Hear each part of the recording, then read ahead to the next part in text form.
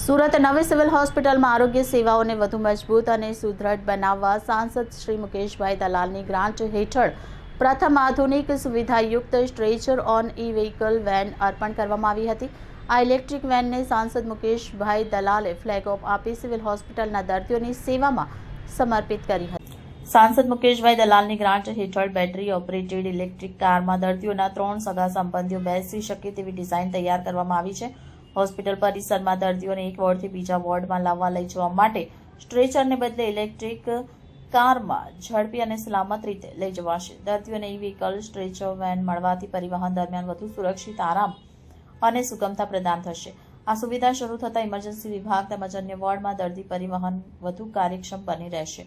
આ પ્રસંગે તબીબી અધિક્ષક ડોક્ટર ધારિત્રી પરમાર, મેડિકલ કોલેજના dean doctor Jayesh Brahmbhatt, RMO doctor Ketan Nayak, nursing superintendent સ્ટ્રેફ્રી મેકવાન, નર્સિંગ એસોસિએશનના નિલેશ લાઠિયા સહિતના હેડ નર્સ, સ્ટાફ નર્સ ઉપસ્થિત રહ્યા હતા.